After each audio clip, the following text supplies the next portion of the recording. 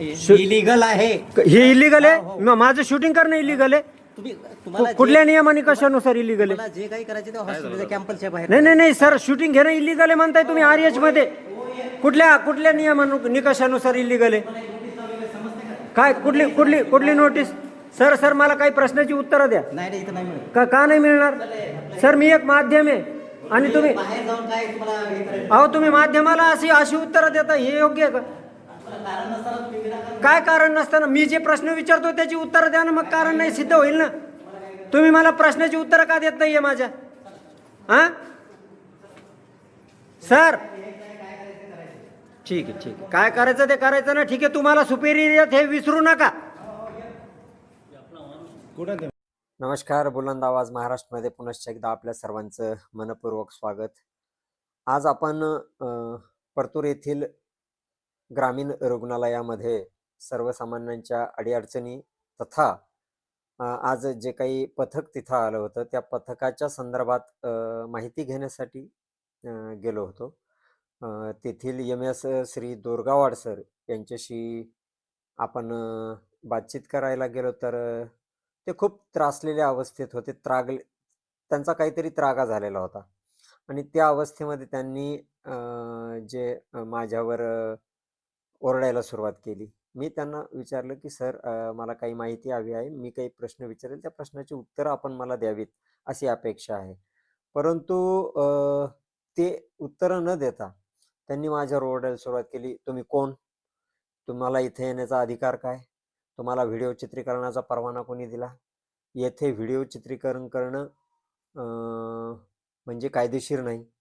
मी तुमच्यावर खोटे गुन्हे दाखल करू शकतो. मी तुमच्यावर आबरू नुकसानीचा दावा करू शकतो. मी एकदम अचंबित झालो की एवढ्या मोठ्या पदावर कार्यरत अधिकारी अशा पद्धतीनं कसा बोलू शकतो. परंतु मग मी बाहेर आल्यानंतर मी काही जणांकडनं माहिती घेतली की ते अधिकारी जे आहेत हे असेच विक्षिप्तपणे वागतात. जे कोणी पत्रकार तिथे माहिती घ्यायला जातात किंवा मग जे कोणी सामाजिक कार्यकर्ते तिथे माहिती घ्यायला जातात त्यांच्या संदर्भात या अगोदरही अशाच बाबी घडलेल्या आहेत की मी तुमच्यावर खोटा गुन्हा दाखल करेल. अशा अनेक बाबी समोर आल्या. मी त्या नंतरच्या बातमीमध्ये विस्तृतपणे दाखवणार आहे. आज मला फक्त आपल्या सर्वांना एवढंच कळवायचं आहे की श्री दुर्गावाड सर हे एवढे उच्चपदस्थ अधिकारी असताना सुद्धा त्यांनी शांतपणे माझ्याशी बोलायचं सोडून, आणि काही प्रॉब्लेमॅटिक नव्हतं तर मग माझ्या प्रश्नाची उत्तरं द्यायची असती ना, विषय संपत होता. किंवा सरळपणे कॅमेऱ्यासमोर सांगायचं की मी तुमच्या प्रश्नांची उत्तरे द्यायला बांधील नाही, तुम्ही मला डिस्टर्ब करू नका. मी तरीही मी वापस आलो असतो, कारण मी फोर्स नाही करू शकत त्यांना माझ्या प्रश्नाची उत्तरे देण्यासाठी. परंतु त्यांनी एवढं त्रागून ज्यावेळेस गेले आणि बाकीच्या धमक्या मला दिल्या ज्या पद्धतीनं, ते सगळं ऐकून मला असं वाटायला लागलं की दाल में कुछ काला है या फिर दाल ही काली है. आपण या प्रकरणाच्या खोलाशी संपूर्णपणे जाणार आहोत. आपण CS सिव्हिल सर्जन सरांना सुद्धा कॉल केला होता परंतु त्यांचा फोन बंद होता. आपण district health officer DHO madam यांना सुद्धा कॉल केला परंतु फोन लागला, परंतु त्यांनी फोन रिसीव्ह नाही केला. आपण या ठिकाणी बुलंद आवाज महाराष्ट्र या YouTube चॅनलच्या माध्यमातून सर्वसामान्याच्या अडीअडचणी सोडवण्यासाठी नेहमी अग्रेसर होतो आहेत आणि राहणार. आणि त्यासाठी मग अशा अधिकाऱ्यांशी भिडायची गरज पडली कायदेशीररित्या तर नक्कीच आपण भिडणार, तिथं आपण मागे पुढे पाहणार नाही. आणि दुसरा विषय असा, असंख्य अडीअडचणी या ग्रामीण रुग्णालयामध्ये आहेत आणि त्या आपण सातत्याने मांडत राहणार. सर्वसामान्य रुग्णांची हेळसांड होऊ नये हा प्रामाणिक हेतू घेऊन यद्यपि आपण आणखीन एक बाब स्पष्ट करू इच्छितो की आपण ज्या वेळेस ज्या क्षेत्रामध्ये बातमी घ्यायला जातो त्या वेळेस त्या क्षेत्रामध्ये आपली कुठलीही दुसरी भूमिका नसते.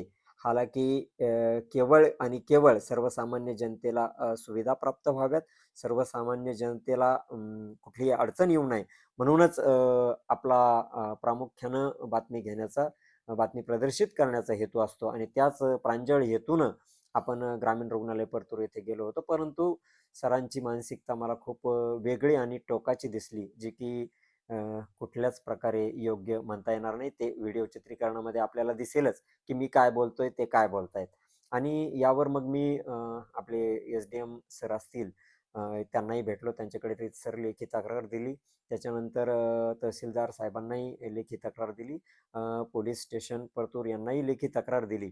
आणि पुन्हा एक बाब प्रामुख्याने मांडावीशी वाटते, की जो कोणी यांच्या संदर्भात चौकशी करायला जाईल, बातमी करायला जाईल, त्यांना हे वेगवेगळ्या पद्धतीच्या धमक्या देत आहेत. आणि मी तुमच्यावर अशा-अशा पद्धतीचे गुन्हे दाखल करील, मी तुमच्यावर मानहानीचा गुन्हा दाखल करील, मी तुमच्यावर आणि काही गुंड प्रवृत्तीचे लोकसुद्धा यांच्यासोबत राहतात, असं मला नंतर समजलं. परंतु यात किती तथ्य आहे, की ही बाब खोटी आहे, हेही मला तपासून बघावं लागणार. परंतु दादा लोकं जे काही माफिया लोकं आहेत, ते सांभाळून काही पत्रकारांना दाबदडप करण्याचा सुद्धा हे महोदय प्रयत्न करतात, असं मला उडत-उडत समजलं. याला कुठलाही पुरावा नाही किंवा ही बाब खरी आहे, खोटी आहे, हे मी तपासल्याशिवाय अधिकृतपणे सांगू शकत नाही किंवा मला तसा आणखीनही अनुभव आलेला नाही. परंतु ही बाब यासाठी मांडू इच्छितो, की ही बातमी प्रकाशित झाल्यानंतर जर मला काही इजा झाली, तर यामध्ये हे अधिकारी महोदयांचा हात असण्याची शक्यता नाकारता येत नाही. कारण हे अधिकारी ज्या आविर्भावात मला बोलत होते, तर तो आविर्भाव एका अधिकाऱ्याचा वाटला नाही आणि तो आपण व्हिडिओमध्ये स्पष्टपणे बघू शकता. यानंतर आपली मागणी असणार आहे, की हे जे काही अधिकारी या उद्दामपणाने वागतायत, तर या पाठीमागचं गौडबंगाल काय आहे? ह्या अधिकाऱ्यांची पूर्णपणे तपासणी झाली पाहिजे. यासाठी आपण पूर्णपणे सनदशीर मार्गानं, कायदेशीर मार्गानं पुढे जाणार आहोत. यात तीळ मात्र शंका नाही. बुलंद आवाज महाराष्ट्रासाठी. मी मारुती घोरबाण.